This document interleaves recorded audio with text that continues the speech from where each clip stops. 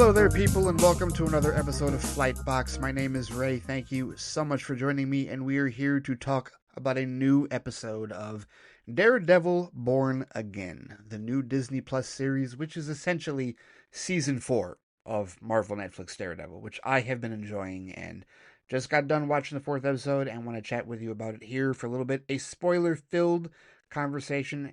That is the disclaimer that I have been putting so far on this show, and definitely talking about this on the main show and the other shows, just letting everybody know we are having spoiler-filled discussions about this series, because I am keeping pace with it. I am staying up to date with it. I'm watching it weekly, as I just did. I'm going to talk about it here for this particular show, but of course, before diving into all of that and my thoughts on episode 4 this week, definitely want to remind everybody listening to the show, especially if you happen to be a first-time listener, that you can find this show and all of my other shows at theflightcast.com or wherever you get your podcast, whether it is on Apple Podcasts, whether it's on the Flightcast YouTube page, or whether it's on Spotify or Pandora. It is available on all of those platforms or wherever you get your podcasts, to be honest with you. Maybe you use a podcatcher like Overcast. I've used that before in the past as well. But you can find this show, which I'm doing every Wednesday, to talk about Daredevil Born Again right now. You can also find the main show, the Flightcast, which I'm now doing on Mondays to talk about general nerd news and whatnot. And Fridays are reserved for Flight Chat, which usually is listener feedback. It may or may not be. No, it won't be listener feedback this week. I've been doing it every other week, but I'm trying to stick to a more consistent schedule. But there will be a Flight Chat episode this Friday with respect to some other nerd things that have been going on, some other things that I would like to discuss with you, if you will. And then the feedback show, the next episode of the feedback show, will actually be the Friday after this upcoming Friday. So that's on March 28th. So anybody that wants to send in listener feedback, you've still got some time, a little over a week, to be able to send those emails and posts in and whatnot. We'll get it cracking, which, again, will include spoiler-filled conversations about Daredevil Born Again, if necessary, if you so choose. And I also want to take a moment to thank all of the grand and glorious and very loyal supporters of patreon.com/theflightcast. Thank you so much for your support. If anybody is interested in hearing bonus content, like my Flight Speed episode yesterday, in which I celebrated gleefully the 4th anniversary of the release of Zack Snyder's Justice League, and talked about how I have been stirring up a little bit of trouble on Reddit, just speaking the truth and, dispelling ridiculously coping narratives that have been popping up, that we've been dealing with for the last 9 years, from the anti-Snyder cult, if you will. Yeah, Wally, I appreciate what you said. Wally, if you're listening to this, I appreciate that you said I woke up and chose violence.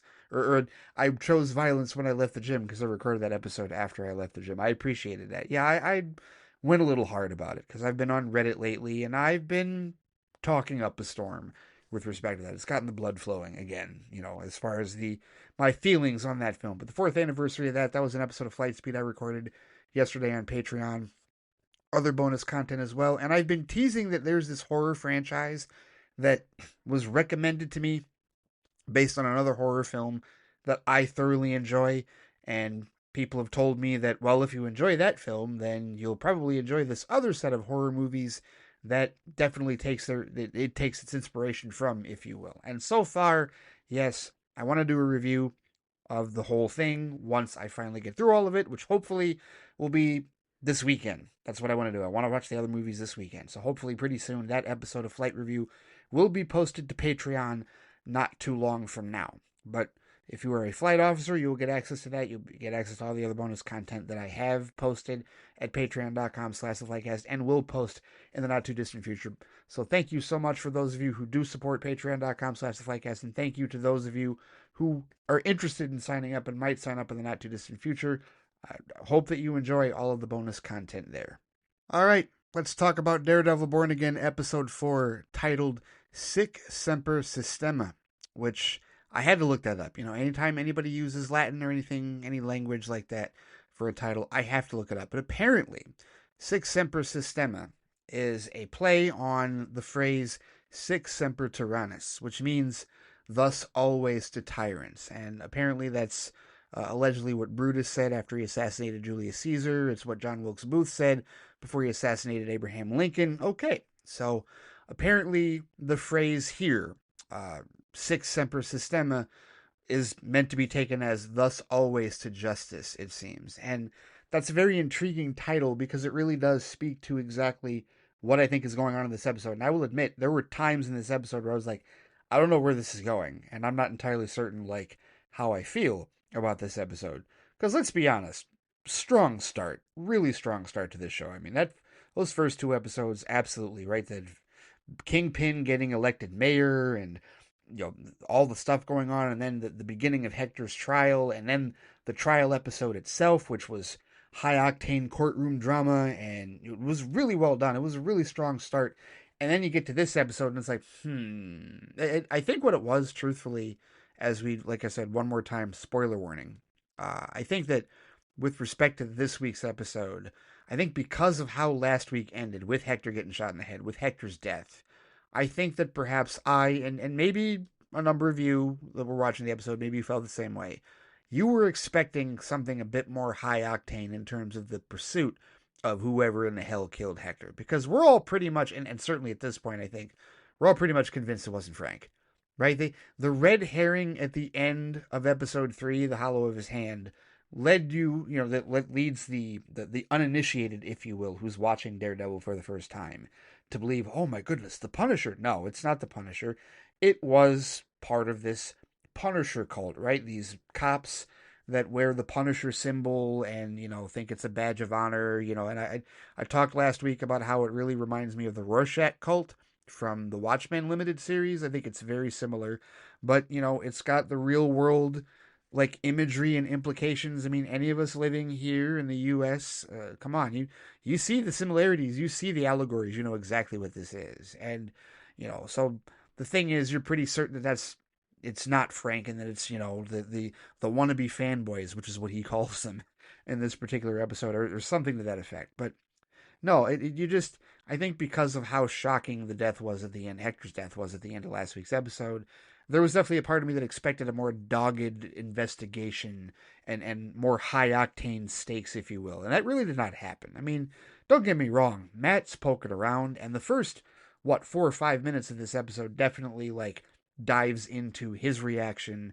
You get the really emotional, tearful scene from his niece, who, just lays it out on the line, says, hey, the cops killed my uncle and nobody's doing a damn thing about it, right? And it's raw and it's emotional and it's powerful and it's gut wrenching, and it's what you would expect, after how episode 3 ended, but it didn't really go much further in that direction, at least not quite as hard charging and as energetic, because what we actually have in this 4th episode is pretty much a study of the justice system, if you will, a critique in that regard. That's like the overarching theme of this particular episode. So this is what I would call a world building episode, a setting the table episode. And that happens even in seasons that are only 8 or 9 episodes long. You still have set dressing. You still have to set the stage. You still have to show us, for people who don't get the allegories, for people who don't understand exactly what the show is doing and how the show is pulling from real life examples to tell a story, to tell the narrative that it's putting forth in this season, you got to have an episode or two that's like, okay, if we haven't made it clear, or if you haven't seen the imagery, here it is. The system's broken. The type of people that we meet in this episode are certainly the ones that believe in ACAB. And if you don't know what ACAB is, I will just go ahead and tell you, it's all cops are bastards. That is absolutely a thought. That is a belief. That is in some cases, it's kind of a movement, truthfully. And after the repeated killings, and a number of them have happened in this country, I've lost count how many names. And I could say any random collection names. I could say George Floyd. I could say Ahmaud Arbery. I could say Philando Castile. I could say Michael Brown. I could say Eric Garner. I could say a number of names. I could say Sandra Bland, right? I could say Breonna Taylor. Seriously, I can go down the list, and I maybe am only a quarter of the way or halfway down the list of names that I just spoke. But speak any one of these names to anybody, and it will evoke the images of police violence and brutality with a lot of people, right? And I mean, this goes back decades. I'm really only talking about the last 5 or 10 years with respect to the names that I just mentioned, but no, there's a very clear allegory with respect to that here, and a lot of people that have seen the injustice happen in real time, in real life, are going to relate to that part of this episode. There's no doubt about it. There's absolutely a message here with respect to that, and I'm sure certain political constituents will call it, oh, it's a woke message and woke politics and all that bullshit. Yeah, they'll say that, but this is where the medium is at its best. This is where comic book shows, I've said this last week and I will continue to reiterate it, this is where the comic book medium, as far as live action shows and storytelling, is at its best. This is the same kind of stuff that we've seen in like Black Lightning on the CW, the same type of stuff that we've seen in other shows. Even a movie like Joker that tells about the ills of society, and some people misinterpret the message to mean one thing and others look at it to mean something else, right?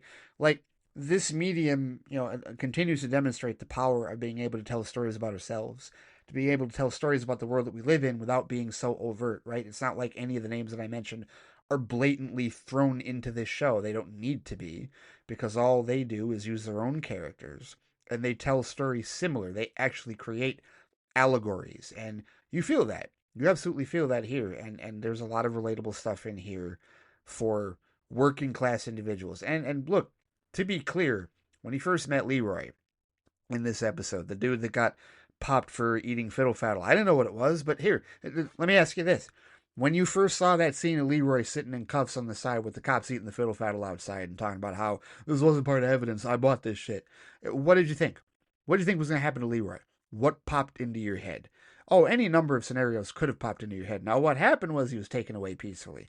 And you learn later on that Leroy is an example of something else. He's not an example of police brutality. He's not even necessarily an example of police corruption. He's an example of the system being broken. But you don't realize that at first. At least I didn't realize that at first, right? At first, I'm just sitting here like, okay, I'm not hearing innocence from this dude. I'm hearing a dude that just, he wants probation, da-da-da. And Matt is running down the list of, okay, they got you on camera, they got an eyewitness to testify against you, they got all this stuff. This is not going to work. You're a repeat offender. You got a huge rap sheet of petty larceny, misdemeanors, and all that, right? And this dude is just screaming, probation, probation. You get me my probation. I'm not going back to jail. And it's like, wait a minute, dude. If they got all this on you, like, what is it that you think you're gonna get, man? It doesn't seem like you're innocent. So I'm waiting for the shoe to drop. I'm waiting for Leroy to finally be like, okay, this is what happened, but he's not giving an explanation. You know how, like, with Hector, right? Hector gave an explanation for how he didn't kill that cop. This dude Leroy wasn't giving any explanation for why he didn't, or how he didn't steal the fiddle faddle. So I'm like, okay, you did steal the fiddle faddle, and not until we get to that scene after Matt does his little negotiation with the attorney's office or whatever to try and get him probation, but he gets him 10 days, right? After all that, that's not until the scene where he goes back to tell Leroy, you didn't get probation, you got 10 days. It's not until that scene that I understood exactly what was going on. It wasn't a case of Leroy being innocent. No, he wasn't innocent. Dude was guilty. Stole the fiddle faddle. It was economic. It was absolutely an economic situation. And he talked about how the last time they put him in jail for 30 days, he missed his SSI appointment, and that screwed everything up. And he's begging for food, and he can't afford this, he can't afford that. I was like, oh, okay.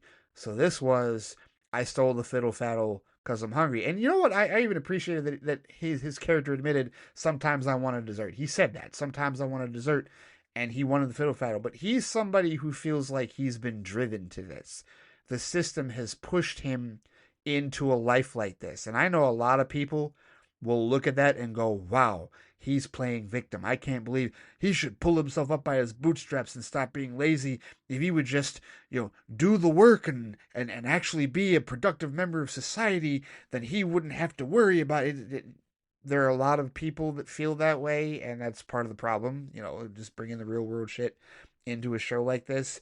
Is there are a lot of people that feel exactly like Leroy, that feel like, no matter what they do, they tried to do things the good way and it didn't work because the system beat them down, and the system of bureaucracy and red tape and everything else, tied them up in knots, and they couldn't get anything going. And so now they feel like they're forced to beg for food. They feel like they're forced to steal fiddle faddle. And the one line that he says that, is really telling and really, like, put in perspective was he talked about how they were willing to spend 5 times more money to try him, convict him, and put him in jail than they would to feed him. And it's like, oh, okay, that line absolutely, and I'm paraphrasing the line, but that line, that hit, that absolutely hit. That was a fire line. It's like, damn, put that all into perspective. And that's something, again, in the real world, we talk about all the money put into the criminal justice system to try, minor offenders, right? Anybody carrying weed in the state that it's now legalized, right? Because it still hasn't been federally decriminalized and probably won't be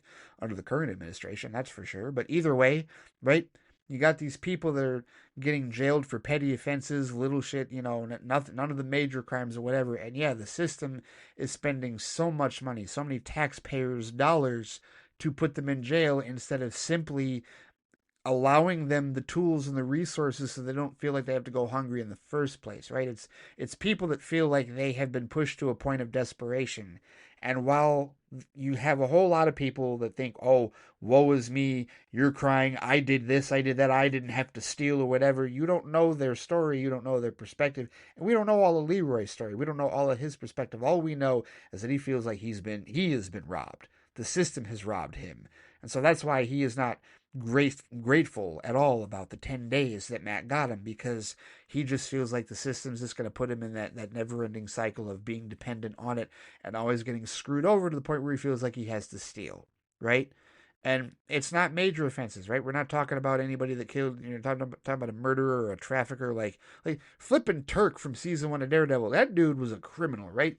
Leroy is clearly not like this dude in that regard. He's clearly just a petty thief that feels like he needs to steal in order to survive in that regard, right? And again, didn't get that initially because my brain was still wrapped up in the whole Hector Ayala thing. But once that conversation happened, I was like, okay, all right, again. Because I'm sitting there the whole time like, okay, Leroy's not telling Matt why he's innocent, right? It sounds like he's lying. Matt's going to this other legal attorney or whatever, district attorney's office, whoever it was, and is having this philosophical conversation about the law and pleading it down. I'm like, why are we doing this? Oh, okay. It's a commentary on the legal system. That's where we're going. And you juxtapose this with Matt having another encounter with Officer Powell. And, Officer Powell, I tell you what, they've done a really good job. I am impressed when they find dudes, and this is no disrespect to the actor. What is his name? Let's find his name real quick. Hamish Allen Headley. Never heard of this guy, but apparently he's been in a ton of TV. He was a series regular in Mayor of Kingstown on Paramount Plus, which I don't know if that's still going on or not.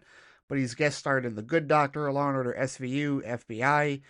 He's been in the Leverage reboot, or revival, I guess, Leverage Redemption, Unidentified Objects. But I really do appreciate when they find guys that just look like absolute shitbag cops, right? Like you just look at the dude and the way that they have him postured, and just his whole demeanor and his whole tone is just like, I don't like you, you're not to be trusted, right? And they just, when you find somebody that has that look, and again, this is no disrespect to Hamish Allen Headley, he just has that look, he nails it. It's awesome, right? Because it just adds to the genuine nature of the scene. And just so far, I love him and Matt's reactions, right? Matt has moments in this episode where the devil is really begging him to come out to play. And that's the other thing that we get in this episode is, when we talk about character studies, there's absolutely some darker, sinister stuff, like the darker side coming out to play, not only with Matt Murdock in this episode, but certainly with Wilson Fisk, with Kingpin, right? The darker part of their pasts are really rearing their ugly heads in very different ways. And in Matt's way, he's been fighting this the entirety of this show, right? Through 4 episodes, he has fought the impulse to put that mask back on ever since Foggy's death. And he has tried to do everything he can to resist that urge, to keep the devil down and inside of him and not let it come out to play. He let it loose against Powell and his partner at the end of episode 2, right? And anytime he runs into Powell now, it's like, that's not Matt Murdock talking to him, that's the devil. The devil of Hell's Kitchen is speaking to him. And that's exactly what the scene was in this episode, right? Matt is trying to catch Powell off balance. It's an interrogation essentially, because he's listening to that heartbeat. And I think we are to take Powell at his word when he says he has no idea or is not involved in the killing of Hector Ayala. But there's also the posturing and the threats and him slamming him against the wall and all that, right? And just all this little gamesmanship going on. And I love the fact that, again, it's not Officer Powell talking to Matt Murdock. It's Officer Powell talking to the Devil of Hell's Kitchen, right? Matt was in Devil of Hell's Kitchen mode during that conversation because it was essentially an interrogation, and Powell had no idea that that's kind of what was happening, that he was being questioned for information at that point, right? But Matt struggles with this. And like this is supposed to be the episode that leads into okay, because we know at some point, right, that the mask is going to come back on, right? He's going to go back to being the devil. We know the devil is going to be let out to come and play, right? And we're just waiting for that to happen, right? Those of us fans of this show, those of us fans of the character, we're waiting for that moment, right? And 4 episodes in, it looks like we're on the verge of that definitely happening. But I like what they've done psychologically with the character and Charlie Cox. Charlie Cox is Charlie Cox. He is absolutely, he is the quintessential Matt Murdock at this point, right? We're through 3 full seasons, 4 if you count Defenders, and then we've got, this ongoing season here. They're in the middle of filming season 2. Yes, I have looked at spoiler photos. No, I will not share what I've seen because my policy on set photos still stands. There are spoilers. I don't talk about them. I am not going to discuss them. I'm not going to say what I saw because they are spoilers. No special episodes or whatnot. The stuff I've seen is cool and awesome, but I look at them at my own risk because I know that I could potentially be seeing a spoiler as far as what might happen or not happen in this first season, but it is what it is. I've taken that risk. Some old habits of mine have popped up with respect to watching the show, and I'll get to that here in a second. But just getting back to Matt's whole psychological battle with respect to himself versus the Devil of Hell's Kitchen. Like, he reaches a point in this episode where he has tried. I mean, you got to give him credit for trying. He's really trying to do this the lawyery way, the legal way, and trust in the system. And just when he thinks he can finally see light at the end of the tunnel and that the system did good by getting Hector off and acquitting him of a crime he didn't commit, the system fails him yet again with Hector's murder. Nobody's investigating it because the cops, everything that his niece said essentially is true. Nobody's doing anything because it's the effing cops, she said, right? And he went to the coroner at the beginning and no one found the bullet casing. And the coroner wasn't even interested. If it's not on the body, it's not my problem. Oh, wow. No one's looking for this guy. Nobody cares. Like, they don't care that a mask got killed because it's a mask. It's a vigilante. And we already know that Kingpin is anti-vigilante. We know we're going to be seeing a lot of that more than likely. That mindset, he made that very clear in that regard. And so Matt is having a crisis of justice, a crisis of faith, if you will. And then he runs into Leroy, and Leroy reminds him of how the system seems to punish the working class or the poverty-stricken working class in that regard, and put them in this never-ending system of dependence where, it's always this and it's always that, and they never have safety. They never have security. They don't have what Matt has. They don't have what people even in his part of the world has in that regard, right? So he just sees all these examples of the system failing after he was certain that the system was going to save him. So, of course, what does he do? As the devil is speaking to him, the devil of Hell's Kitchen speaking to him internally, he just continues to have silent internal monologue, and I love how Charlie Cox can play like, the brooding, if you will. This is a character that is meant to be brooding, right? All the people complain about how Superman and other characters brood.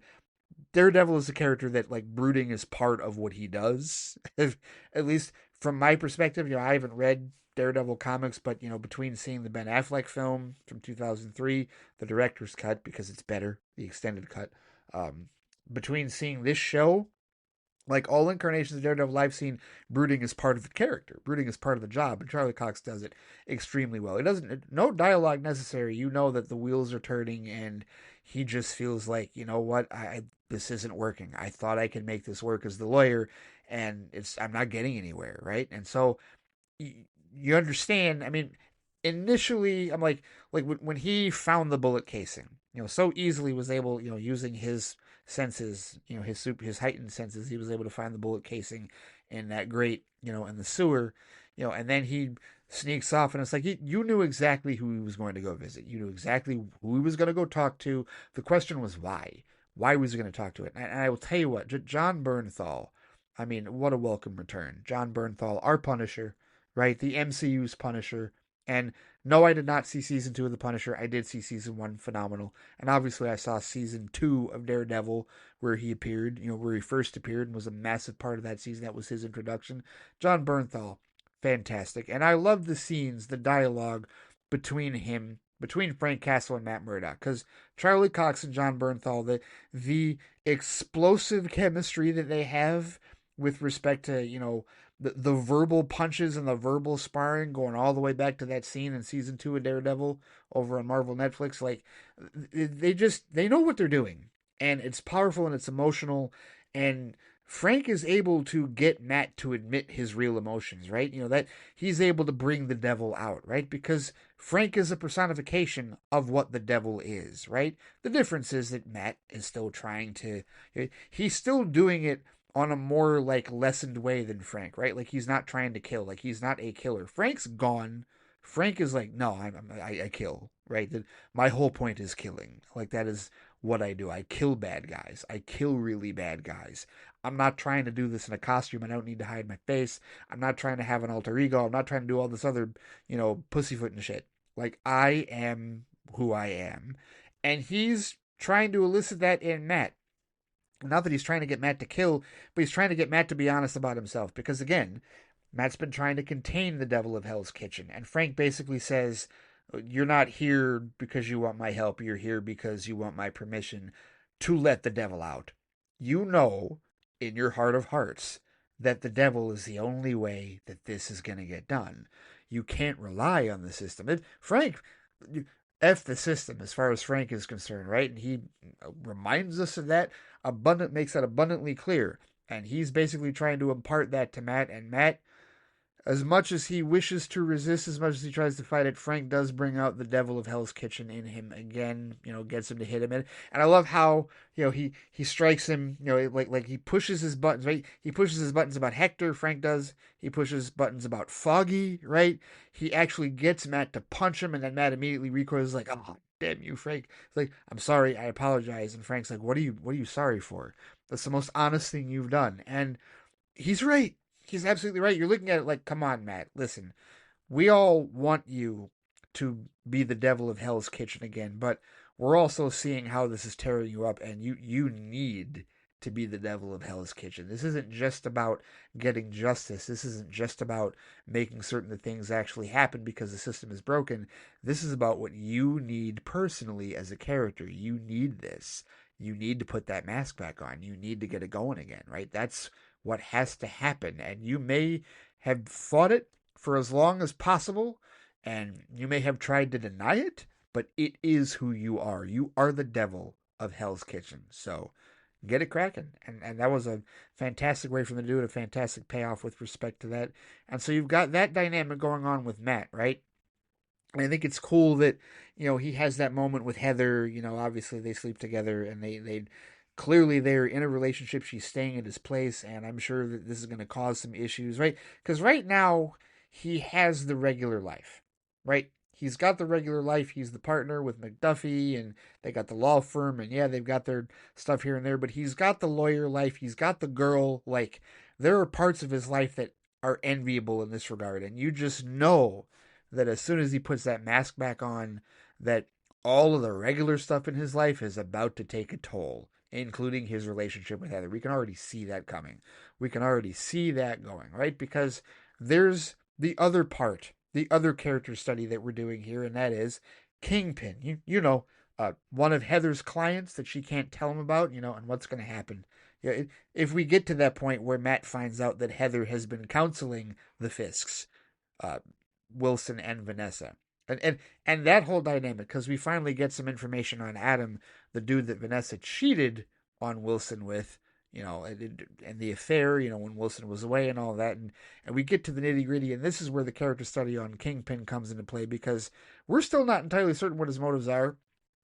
And we've never totally believed, I don't think any of us, that he's 100% good. We're like, no, at some point he's going to be the villain. At some point he will be the primary villain again, right? That villainous side is going to come out again. And we've just been waiting for that shoe to drop, because he keeps doing things that he believes are noble, right? But the thing is, he's a blunt instrument, and he doesn't believe in the bureaucracy. And it's a really interesting dynamic that they've got, with him and like his mayoral cabinet, if you will, right? Because you got Michael Gandolfini, who I didn't even realize that that's who this kid was. And I could say kid because he's 25 years old, the son of the late James Gandolfini, may he rest in peace. And, now that knowing, just putting the name, it's one of those cases where like I saw him and I'm like, I don't recognize him because I haven't seen any of the other stuff that he's been in. Like I haven't seen Many Saints of Newark, I haven't seen Mo is Afraid, I haven't seen Cherry or anything like that, right? So I see him, and then like I'm looking at this cast listing on Google, and I see the name in front of the. I'm like, now I see it. It's in the eyes. It's absolutely in the eyes. He's got his dad's eyes. He's got his dad. It's right there. It's like, okay, I got it. And the character that he's playing, Daniel, which is like this loyal sycophant to Fisk, and just this whole, he boots on the ground, but he's working class, right? He's not refined. He doesn't have the training. He doesn't have the experience of politics in the mayor's office, right? So of course he's going to go out and party with BB and leak some information that ends up causing a lot of problems for the campaign, right? And Sabrina Guevara's character Sheila, she is the veteran in terms of the mayor's office. She's trying to hold everything down, but she's also like kind of a roadblock because she understands the bureaucracy, she understands how things work, and Fisk is not about that. He's a blunt instrument. He's like, let's just forget the council, the city council. Let's just forget all the red tape. I don't have much use for red tape, he says. And let's just get it cracking. Let's just do what I said I was going to tell the city to do. And she's like, no, we have a process. We got to do this. We got to do that. I'm not trying to stonewall you here. I just know how things work. And it's a really interesting dynamic here because you got them, and then you got Buck, the other part of the mayor's cabinet, who is like the fixer at this point, the one who, still he's Fisk's connection to the business. Remember when he and Vanessa both told Heather business, right? They will not tell him, or they will not tell her rather, what it was that they were involved in, but she knows. She has an idea, right? Because everybody knows like what the Kingpin did and what his history is in that regard, right?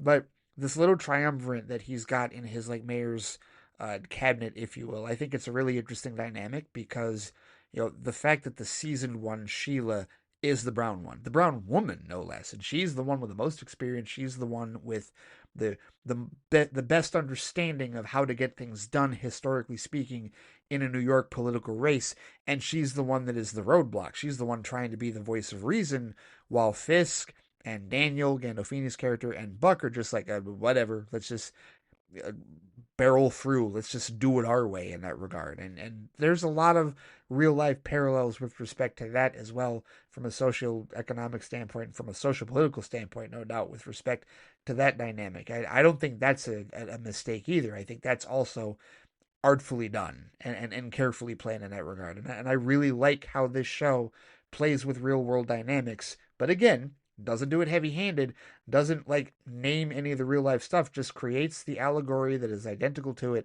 using its own characters. That's fantastic. I love when shows do this, when these types of shows do this.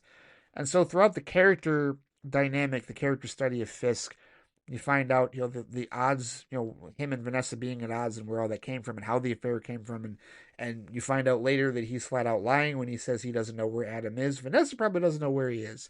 But Fisk Wilson absolutely knows where he's at. And that ending of this particular episode was, you know, both of the darker halves coming out, right? Like Matt goes up to the roof while Heather is sleeping and, opens up that that room, that not closet or shack or whatever, right, where he's got all the cowls, right, he's got all the masks and he's got the billy clubs, and he pulls out the billy clubs and just starts whipping them around on that roof. It's like, okay, here we go, the devil of Hell's Kitchen is returning. And at the same time we see Wilson going to uh, eat dinner like on the other side of the tracks where he has Adam chained up and imprisoned, the dude that like cheated, that like adulterer, that basically defiled his wife in that regard. It's like, oh, well, okay, here we go. The plot thickens, no doubt about it, and very intrigued to see what happens going forward, especially in the next episode, and how they tend to do that. But this episode ends with the darker halves of both characters coming out to play, and absolutely, like rearing their ugly heads in that regard. So yeah, that skillfully done. With respect to other stuff in the show, I mentioned earlier that there's some old behaviors with respect to these types of shows that I've watched in the past. Back in the days, for those of you that remember, when I used to co-host DCTV Squadcast over at Squadcast Media with Brent, my former podcast co-host. That was when we started working together. What, 6, 7, 8 years ago, with respect to podcasting, and at that time. We were covering the entire DC TV, the DC CW, the Arrowverse, if you will. We talked about Arrow. We talked about The Flash. We talked about Legends of Tomorrow. We talked about Black Lightning. We talked about Supergirl. We talked about, initially it was just CW shows, and then it expanded into Krypton. We did a season or two on Krypton. We talked about, then some of the other hosts came in. We talked about Swamp Thing and some of the DC Universe stuff. Stargirl, definitely. But I remember a thing that I did that I used to do back when I was watching those shows, because you got to remember that, as I've mentioned before, and I'll mention for anybody that doesn't know this, I am still very much a comics novice. There are a lot of classic comic stories between DC and Marvel that I have never read, and a lot of them that I still need to read. Now, I've read a few, right? I've read Long Halloween, I've read Cosmic Odyssey, I've read The Dark Knight Returns, just bringing up DC stuff. The only major Marvel arc that I have read is I have read Civil War. I read all 97 issues, main issues, and tie-ins for Civil War. I did do that because I wanted to finally understand what people were saying when they told me that the movie was only 10% of the comics, and boy, were they right. But that's another discussion for another day. I think I might have actually reviewed that for Flight Report over at patreon.com/theflightcast, if I remember correctly. But there's a whole lot of Marvel I've not read. I think I've also read Spider-Man One More Day and Brand New Day. I forget why I read that, but at any rate, there's a whole lot of comics lore that I don't know and a whole lot of characters that I don't know. And so when it comes to extra information, I found myself doing a thing at the end of this episode that I hadn't done since the old DC TV Squadcast days, and that was to go to the Google and read episode recaps to find out who in the hell that was that I saw. Who was I looking for? I needed to know who the creepy dude was, like extracting blood from victims at the end of the episode. Who was that? Apparently, it is a Marvel villain by the name of Muse. And if I pull up the... Why can't I type? If I pull up the Wikipedia here real quick, it says that he is a serial killer, a supervillain, a serial killer artist who plans shocking mass murders, abductions, and torture as a means of creating his art, converting them into works of street graffiti. It says he serves as an antagonist to Daredevil and Blind Spot. I don't know who Blind Spot is. I've heard that character, but apparently this character's first appearance was in Daredevil Volume 5, number 11 in September of 2016. So this is a relatively new character. Like within the last 9 years, it's been introduced into the comics. And that is certainly who this looks like. So that he's going to be the main antagonist. And he's now, like, he's made his, like, appearance known. And it's like, okay, well, this is someone Matt's going to have to deal with. And I guess he was also in the trailer. And, like, I knew that. Like, I knew who he was in that regard. No, certainly I did not. So I did this a lot. Like when we were watching The Flash and Arrow and they'd come across different villains and characters, I would do that before we recorded. Like, I need to know who this villain is. I need to know who this character is. And yeah, I hadn't done that in a while, right? And that's the one thing that I do love about these shows, right? It for me, it does definitely entice me to, do the homework and learn about characters and learn about some stuff, with respect to these comics. And at some point, maybe read these comics, right? I would like to. One time I did have a subscription to Marvel Unlimited, and I need to probably reactivate it because that was how I read Civil War, right? To read all of the, like, all 97 issues of the tie-ins and the death of Captain America. Yeah, like, that was awesome. And of course, for the DC side of it, DC Universe Infinite, I need to reactivate my subscription to that. But yeah, I found myself looking up who the guy was, like, people in their reviews identifying him, and it's like, okay, all right, let's see where this goes, because that's a totally different, kind of perspective, if you will, or at least a different angle with respect to what's going on in this show and in this universe, right? For as far as the MCU is concerned. So that'll be intriguing to see where they go with that.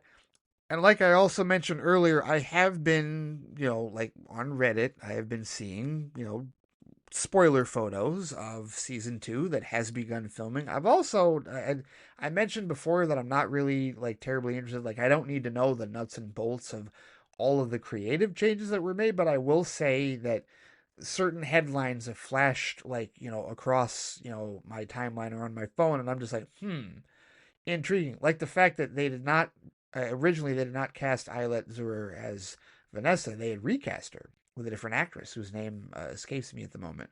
But that was intriguing. So what? Apparently, I guess allegedly, I'm sure some of you, Jared, Anthony, some of the others, Phil, even whoever is a comic lorist and like has been following kind of the nuts and bolts of this show, right? I guess they went in a particular creative direction initially, and then completely course changed to something that was definitely more evocative of Marvel Netflix. And I don't know what precipitated that change, but that's where Deborah Ann Woll came back as Karen. That's where Ellen Henson came back as Foggy, and that's where Eilert Zurer came back as Vanessa in that regard. And to me, like whatever the reasoning for their decision prior to go in a different direction and to recast characters, I'm glad they decided not to. Because, as I've mentioned before, listen, it's all subjective, and I will take art for what it is, and I will appraise it for what is presented in that regard, right? I don't feel like these creatives owe us anything. They're telling us a story. We decide whether we like it or not, and whether we're going to accept it ourselves or not, right? But I've made it very clear what my position on recasts are. Like, as far as recasting characters, I don't care for it. If there is a way that you can maintain continuity, I think you need to find a way to make it happen. And I realize that as I think I've said before, it's more difficult with something like this because it's been a number of years since the last incarnation of these characters in this show was released. So no guarantee that you're going to be able to get everybody back. But whatever heaven and earth they had to move to get everybody back, I am glad that they did because, again, for those of us that are fans of the Marvel Netflix series, we have that connection, right? When we see these faces, when we see these actors again, right? When we see Eilert, when we see D'Onofrio, when we see Charlie Cox, when we see John Bernthal, when we saw Wilson Bethel as Bullseye in the first episode, right? It was like we'd come home again. It was like we'd returned to this world that we had left some years ago, and now we're back in it, and it's vibrant and it's new, and it's officially even more so a part of the MCU now. So I'm in favor of that. Whatever the course correction so far, to go back to the Marvel Netflix cast and roots is a good decision in my opinion, subjectively speaking. And I'm sure there's somebody out there that doesn't like it. Somebody out there wanted them to go in a totally different direction and push aside the Marvel Netflix roots. I personally am glad they did not. I'm glad they went back to the Marvel Netflix roots, and I enjoy having that connection emotionally with these characters and with these actors and these portrayals in that regard. Because not only do I think they were damn good at it, but I also believe that because you're dealing with people that have played these characters for a good amount of episodes, they remember. It's muscle memory for them. I've talked about this with going all the way back. I brought this up. Harley Quinn, when people were concerned about what type of Harley Quinn is Margot Robbie going to play in The Suicide Squad, directed by James Gunn. And I said, well, it's not like she can just erase her performance from Suicide Squad with David Ayer or Birds of Prey, The Fantabulous Emancipation of One Harley Quinn with Kathy Yan. No, she's built a persona out of Harley Quinn, and she's going to take that and use it to inform how she plays it with James Gunn. And in my opinion, it wasn't any different. Like, she played Harley the same way in that movie. It's just that she was in a different form of the world, right? She was in James Gunn's, sandbox, but it's not like she couldn't be herself in that regard. She was still building on that performance, and that's what these actors are doing here. That's what Charlie Cox is doing. That's what D'Onofrio is doing.